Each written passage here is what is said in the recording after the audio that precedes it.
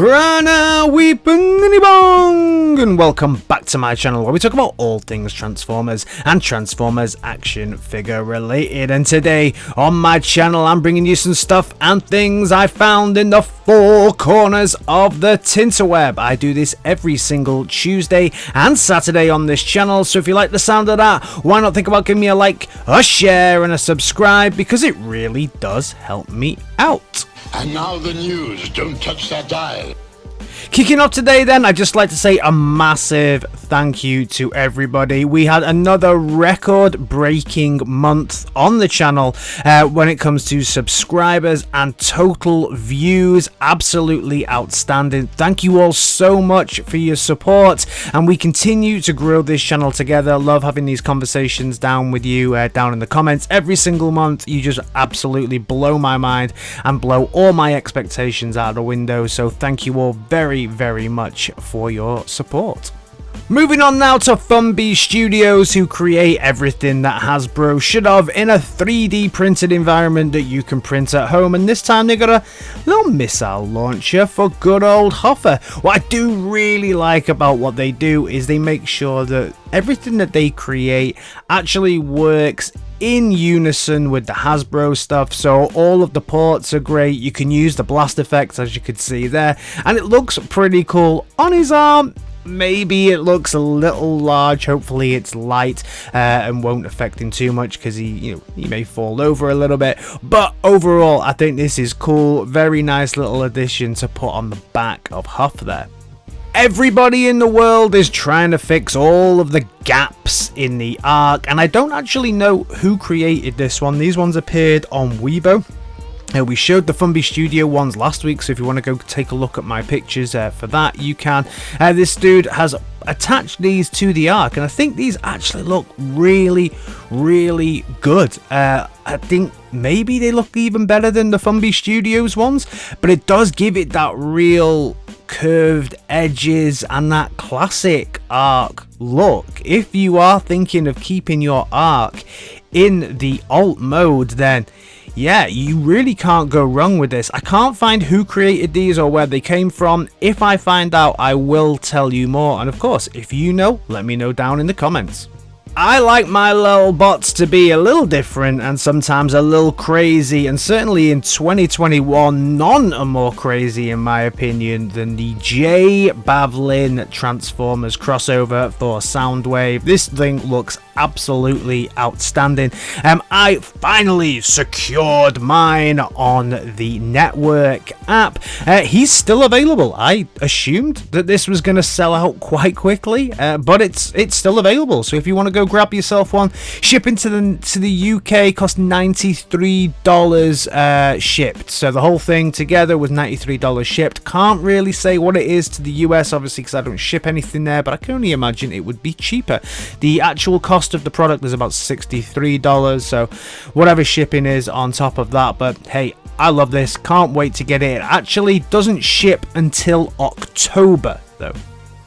Over to Flame Toys then, who release non-transforming Transformer figures, and they have actually been showing off some of their model kits for this. This is a limited edition Nemesis Prime model kit that you're going to be getting. Really cool. Apparently this is going to be super limited edition though, so make sure that you can grab this if this is something that appeals to you. I own one of the model kits. I have to say it was quite fun to put together, a little loose in parts, but this does look incredible on a shelf. Very nice. And something that is super interesting to me is that they are doing a Nemesis version of Victory Leo.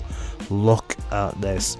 Just look at how beautiful this is. Again, this is super limited edition, so you can see it next to the Nemesis Star Saber here, and this is going to be super limited edition. I think they mentioned something around 200 pieces for this.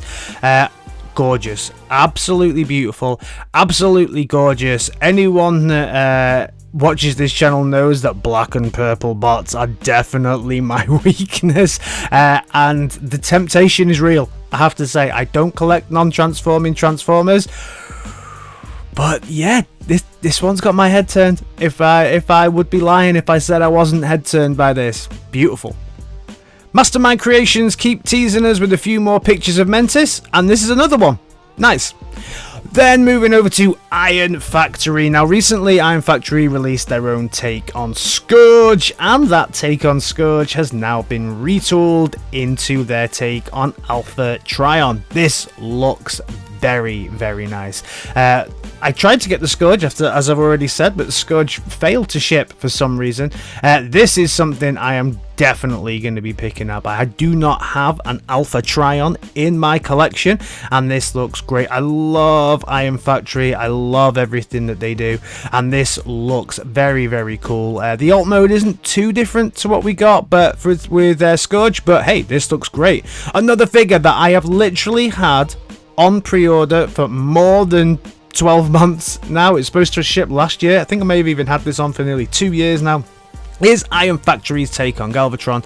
Now until these pictures, we'd only see the grayed out prototype, and this is kind of the full painted colorized version, and this looks great. We're starting to see the different looks, the different weapons he's going to come with. He's going to come with that cool battle axe. Someone said on my Instagram, follow me on Instagram if you want to, that he didn't skip leg day. Agreed. This dude definitely did not skip leg day, but I do have to say this alt mode doesn't quite look as good. I hope this is a bad picture of it, but it doesn't look quite as good as they did in some of the things. I'm hoping it's just the angle, but yeah. Bot mode, awesome. Alt mode, I now need to see a little bit more. It's not going to stop me from getting this figure though. It's gorgeous. Nong Toy have been showing off their kind of, looks like it's supposed to be almost like a wind-up Optimus Prime, but it's a super deformed, almost bobblehead type thing. You can see the height of it here. It's quite an interesting, looks like a kid in maybe a costume, but with a wind-up thing on the back. I'm not sure if this thing moves or not, but it is interesting. I'll give it that. It is a very interesting take on whatever this is. Interesting. Pre-orders are going up in multiple locations for a reissue of KFC's Reflector here. This is a really nice looking take on Reflector. KFC do some pretty good stuff, obviously connected slightly to X-Transbots. Comes with some Energon cubes and obviously the 3 figures that fit together in a not too different way from the way it looks like the Siege figures go. But no, this looks absolutely great, absolutely fantastic. Something I am definitely actually thinking about picking up for myself. Studios take on Unicron, aka Pumpkin, has been released. So this is the more orange take on this, and it shocked me, but I've had some emails from a few companies that I order things from telling me that this dude is now in stock. I haven't pre-ordered it. I don't know if to get it. I am very tempted, but yeah, it's available certainly on AliExpress and a few other places right now. The more orange, kind of more movie accurate version of this. Pretty cool. Do you need a sword? Do you need a new letter opener? Do you like Grimlock Sword? Well, why not have a letter opener that is Grimlock Sword? Available soon, apparently. The best third party name ever, Banana Force, is going to be releasing their take on an RID Optimus Prime very soon, and we can see it here in its packaging, its casing. Looks pretty cool. We can see it actually out of the box and all together again. Similar to Flame Toys type stuff, this is non-transforming, but it looks awesome with those massive big cannons on the back. There looks to me like there's a little bit of an armature type thing going on the inside. I don't know anything about Banana Force projects or Banana Force toys, so let me know down in the comments what they're like. Is this dude worth picking up for the non-transforming Transformers fan? Over on Instagram, give me a follow on Instagram if you want to. Then Fans Hobby have just been teasing, I guess, a few more pictures of their take on an Armada Megatron, and this time showing how the light up cannon works in the alt mode, how you get that articulation up and down, and there's a little wheel on the top that you can spin round, which is nice. It's pretty cool. And then we also got some of the prototype with, now you can see that it has light up eyes and a light up gun. As I keep saying, probably something that I am gonna pick up. I did skip on Naval Commander, but I don't feel that I have enough Megatrons in my collection, so this will be a nice addition to that.